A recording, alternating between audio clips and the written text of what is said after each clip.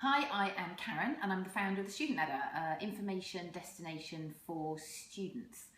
Today we are going to talk about how you develop a really good CV.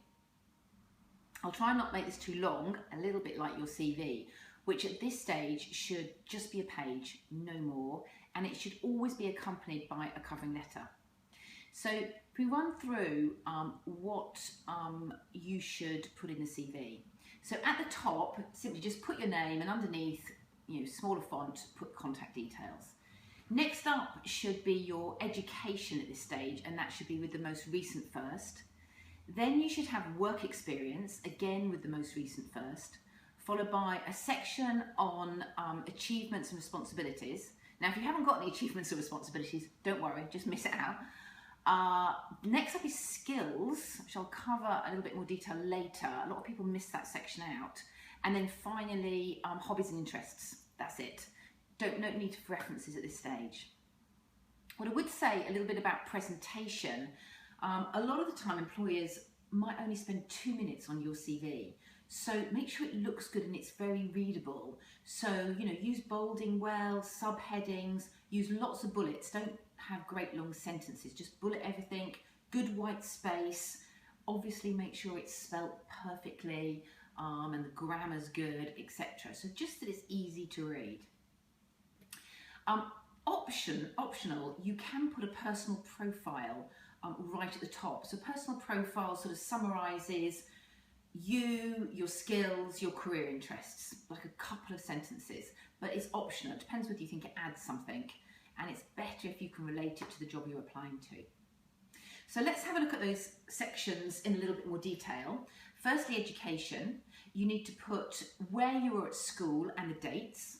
So for GCSEs and A-levels, put your subjects and then put the grades. And then for university, obviously where you're at university, what dates, and then for each year of study, specify your modules and the grades or the overall grade you got. Moving on to work experience, all work experience is really valuable, so don't assume it's not. Again, date order, where you worked, what the job was and what you did, and maybe any achievements or what you learnt.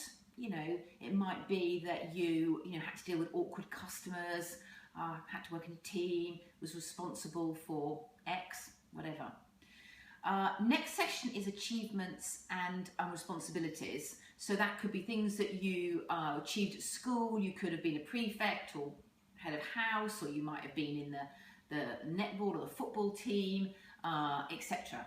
If you just don't have any of those, then just don't fret. Just leave it out. It's fine. And then the next section is skills. Now, you have skills. You might think you don't, but you do.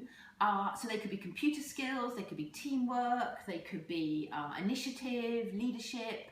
And you need to name the skills, and then you need to provide evidence. You can't just claim you've got influencing skills. So you could put teamwork, and then you could say, you consistently played in sports teams at university and school. Or it could be computer skills, and you could say you're conversant with Word, Excel, Access, whatever. And then finally, your hobbies and interests. So they can be sport, drama, art, music, whatever. You don't have to have loads. I would say better to stress things that are a little bit more sociable and active than those that are a little bit solitary and passive. But if you've only just got one, that's absolutely fine. Employers realise that dedication and focus to a hobby, it can take a lot of time, and that's fine. That's it. It's not that difficult. Just follow that structure.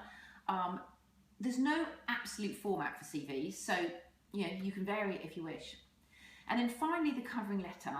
So the covering letter needs to be 1 page, and it just needs to cover 3 things, and it also shows that you can write coherently. So you need to say why you want the job, why you're suited to the job, and why you want to work for that company. That's it. So make sure you do a bit of research, go to the employer's website, make sure you understand what they do, understand the role, and demonstrate that knowledge in that covering letter. That's it. Good luck. If you want some more information, check out the Student Ladder website. There's lots of info there and some examples which you might find useful. And there is an e-booklet which you can download just on CVs. So I suggest you do that. If you found this video useful, give us a thumbs up. If you would like to listen to some others in this series, of which there are several, then subscribe to this channel. And if you want some more regular updates, then follow us on Twitter and Facebook. That's all for now. Thanks.